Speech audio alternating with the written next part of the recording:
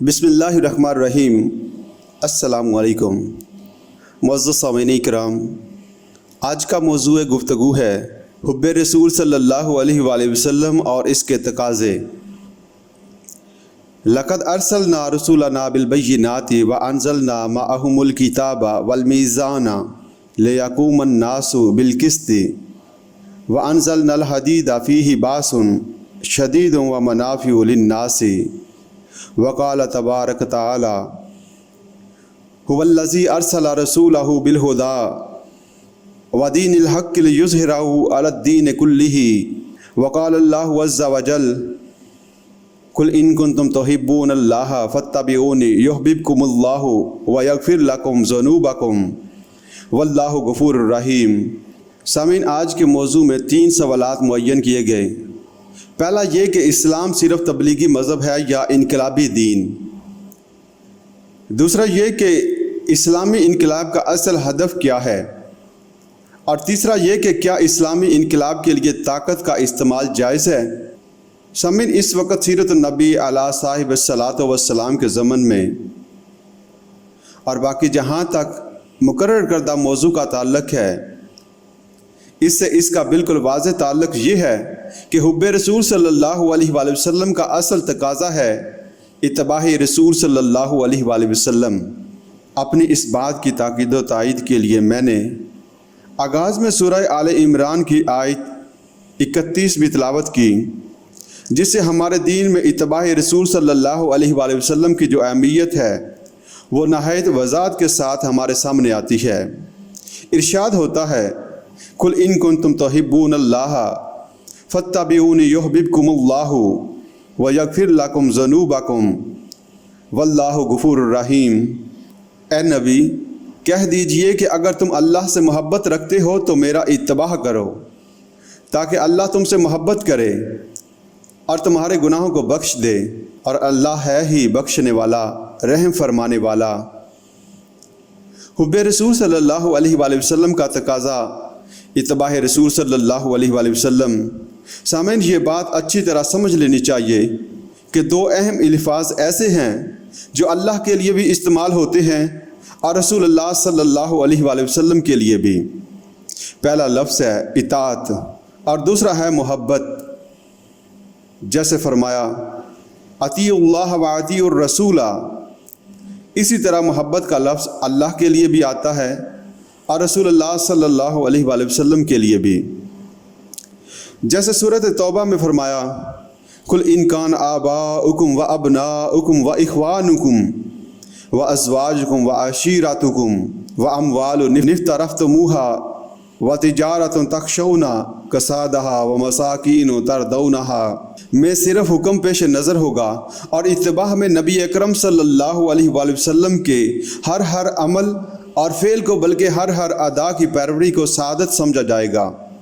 چاہے آپ نے اس کا حکم نہ دیا ہو۔ حاصل گفتگو یہ کہ حب رسول علیہ صاحب الصلاۃ والسلام کا تقاضا ہے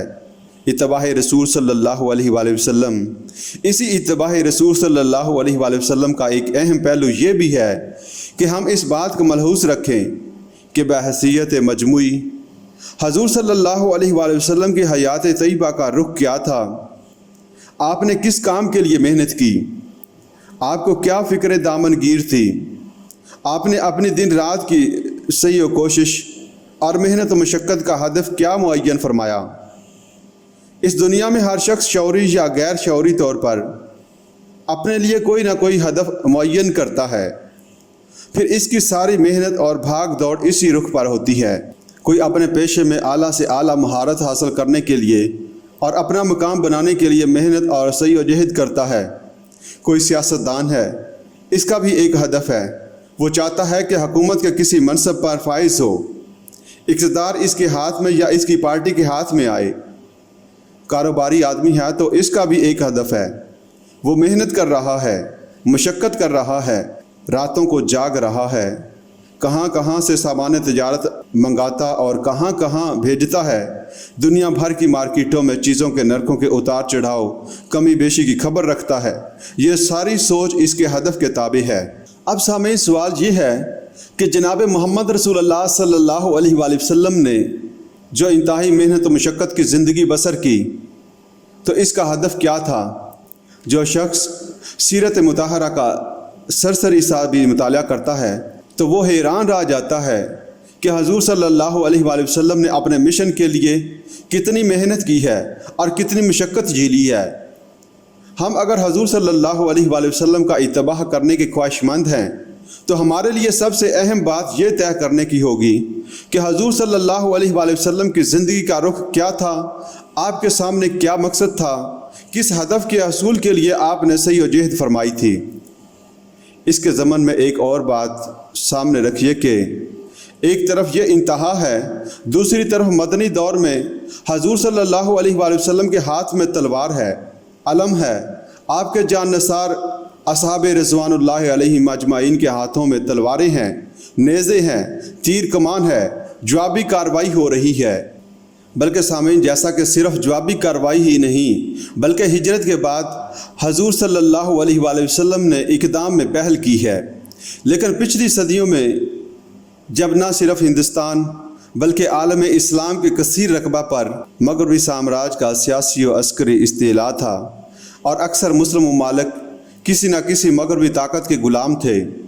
حکمران اقوام کی طرف سے اسلام پر بڑے شدید اعتراضات کیے گئے کہ اسلام تو بڑا خونخوار مذہب ہے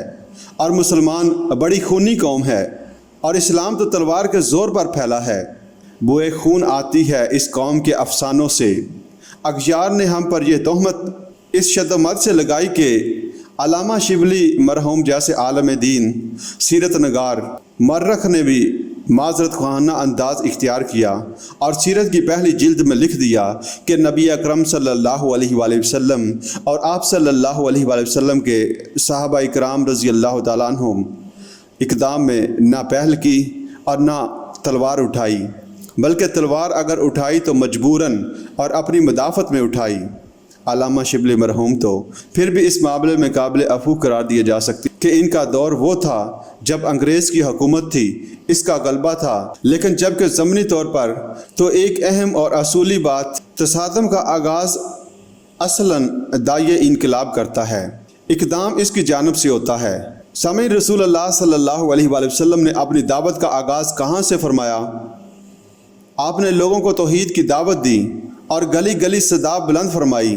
یا ایھا الناس قولوا لا الہ الا اللہ تفلحوا۔ اس دعوت کے مضمرات اگر خود آپ کا ایک مقصد معین ہے تو اس کے حصول کے لیے آپ کو کئی کام کرنے پڑتے ہیں۔ آپ اگر ان کئی کاموں کو علیحدہ علیحدہ کر کے دیکھیں گے تو وہ آپ کو مختلف نظر آئیں گے، ان میں بظاہر ربط نظر نہیں آتا، لیکن دراصل ان کو باہم مربوط کرنے والا ایک مقصد ہوتا ہے۔ اس مقصد کو پیش نظر رکھیں تو وہ تمام افعال جو بظاہر مختلف اور متضاد معلوم ہوتے ہیں وہ سب کے سب مربوط نظر آئیں گے، اور در حقیقت ان کا باہمی ربط اس وقت تک قائم کرنا مشکل ہوگا جب تک واضح طور پر مقصد سامنے نہ ہو۔ ان بظاہر مختلف متضاد و افعال میں باہمی ربط نظر آئے گا اور قائم ہو سکے گا جب مقصد معین طور پر سامنے موجود ہوگا۔